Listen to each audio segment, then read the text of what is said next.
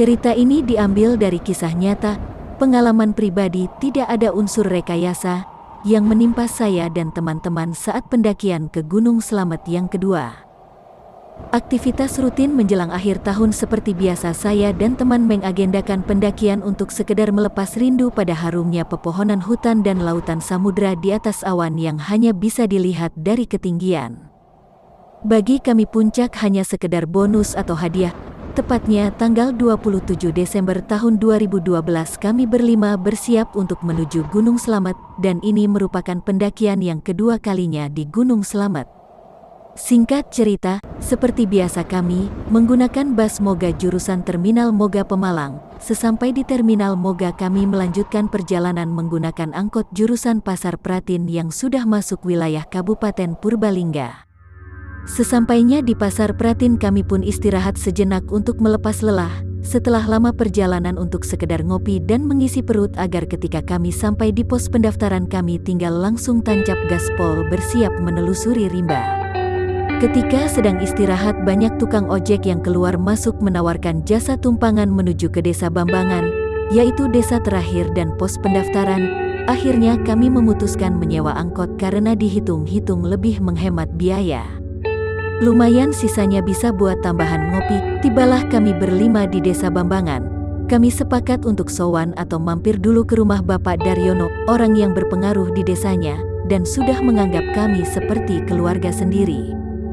Kayaknya kurang sopan kalau kami tidak berkunjung ke rumah beliau, tapi rencana berkata lain ketika sampai di rumah beliau. Raut mukanya agak sedikit berbeda, seperti menghalangi kami untuk naik dan menemui kami sebentar. Dan menyuruh kami untuk menunggu. Kebetulan jam sudah 12:30 siang, jadi kami memutuskan untuk sholat duhur. Kebetulan musola ada di samping rumah beliau. Setelah sholat kami melanjutkan menunggu di depan rumah beliau. Setelah sholat kami melanjutkan menunggu panggilan beliau. Namun anehnya sudah hampir 3 jam menunggu tidak dipanggil-panggil juga. Celetuk dari salah satu teman kami, "Gimana nih, kita udah nunggu terlalu lama, apa langsung naik aja?" Namun saya memutuskan untuk tetap menunggu, karena kita pendatang. Setelah menunggu kurang lebih 6 jam, akhirnya kami ditemui beliau dan dipersilahkan masuk dan disuguhi berbagai macam hidangan dan ngobrol ngalor ngidul sampai pukul 9 malam.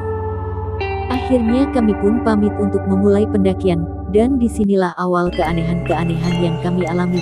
Tanggal 27 sampai tanggal 31 Desember adalah puncak ramainya para pendaki dari berbagai kota yang berdatangan, bahkan kadang ada yang dari luar negeri.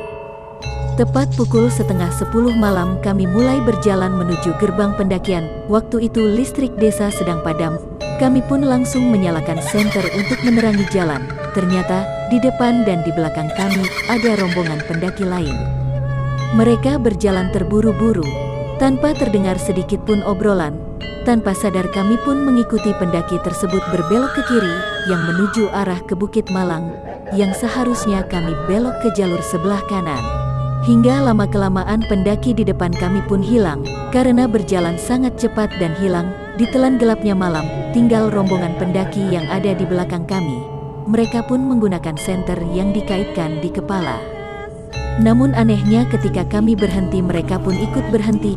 Salah satu teman di antara kami memutuskan untuk menunggu rombongan yang ada di belakang, supaya mereka berada di depan, dan merasa tidak kejar-kejaran dengan mereka. Namun anehnya ketika menunggu rombongan pendaki tersebut, tidak muncul-muncul juga. Akan tetapi ketika kami berjalan, cahaya senter mereka terlihat dengan jelas, sedang berjalan dan mengikuti kita. Dari situ pun masih belum mempunyai rasa curiga. Mungkin mereka pendaki pemula yang mengikuti kita, dalam hati saya bergumam. Sekitar pukul 11 malam hujan turun cukup deras. Kami masih melanjutkan perjalanan sampai pukul 1 dini hari. Kami pun memutuskan untuk mendirikan tenda. Karena kondisi badan sudah mulai drop dan kedinginan, kami pun mencari tempat yang sekiranya bisa untuk mendirikan tenda untuk istirahat, untuk memulihkan tubuh dan akan melanjutkan perjalanan esok pagi.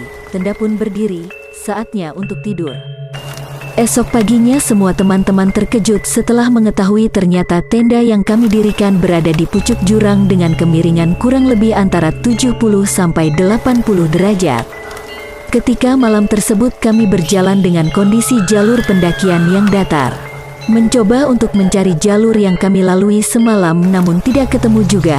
Kami semua baru sadar salah jalur pendakian alias tersesat. Tidak ada satupun suara pendaki yang terdengar. Sebenarnya pendakian sedang ramai, bahkan sampai ratusan pendaki karena momen akhir tahun. Hingga pada akhirnya kami sepakat untuk terus naik ke atas mencari jalur untuk menuju bukit sebelah kanan. Entah kebetulan atau tidak, mungkin ini petunjuk Allah untuk menyelamatkan rombongan kami. Untungnya salah satu dari teman kami membawa golok untuk membuka jalur, karena memang tidak ada jalur sama sekali, yang ada hanya rerimbunan semak belukar. Dan rimbunnya rumput yang tinggi, jadi dengan terpaksa harus babat alas untuk melewati jalanan tersebut. Kurang lebih antara sekitar 8 jam kami berjalan menyusuri rimbunnya semak belukar. Kami memutuskan untuk istirahat terlebih dahulu. Setelah berjalan sekitar 8 jam perjalanan tanpa berhenti, tangan kami yang sangat perih terkelupas saking lamanya pegang golok untuk membuka jalur. Sekitar pukul 4 sore hujan pun turun cukup deras. Cukup membuat kami semua cemas, karena tidak ada satupun tempat untuk mendirikan tenda. Posisi kami berada di cabang pohon yang saling terhubung dengan pohon lainnya, di bukit samping kiri sebelah jalur pendakian. Salah satu teman menyarankan membuka tenda untuk berlindung dari hujan, agar tidak terlalu kedinginan, karena pakaian kami sudah basah kuyup. Ketika sedang berlindung di balik tenda, sayup-sayup terdengar suara aliran air yang cukup deras. Dalam benak saya berpikir, pos pendakian yang dekat dengan sungai antara pos 5 dan pos 4 atau pos Samarantu, tapi bagaimana caranya untuk bisa sampai ke sana? Sedangkan posisi kami berada di atas bukit dan harus melewati jurang yang cukup dalam. Dengan kemiringan antara 70 sampai 80 bahkan ada yang sampai 90 derajat, dengan ketinggian kurang lebih antara 100 meter untuk mencapai ke bawah sungai. Saya mencoba mengutarakan apa yang ada dalam pikiran saya kepada teman-teman. Hingga pada akhirnya salah satu teman di antara kami berani mengambil keputusan untuk terjun ke bawah. Ketika posisi aman dia akan berteriak memberi tanda untuk turun. Disinilah momen paling ekstrim buat kami semua, harus terjun meluncur ke bawah jurang. Harus terjun ke bawah jurang, seperti menggunakan papan seluncur. Saya dan teman-teman masih di atas menunggu aba-aba dari Hasim yang meluncur pertama kali. Terdengar suara cukup nyaring dari bawah, "Amaan, lanjut." Kami pun menyusul untuk meluncur turun ke bawah, mengikuti Hasim yang sudah ada di bawah. Alhasil setelah melewati hal yang ekstrim yang benar-benar cukup menguras tenaga dan memacu adrenalin, sampailah kami di aliran sungai yang terdengar dari atas. Suara obrolan pendaki lain pun sudah mulai terdengar dekat berada di atas kami. Sujud syukur kita semua diberikan keselamatan oleh Allah Subhanahu wa Ta'ala, setelah melewati rintangan yang cukup menguras tenaga dan berbahaya.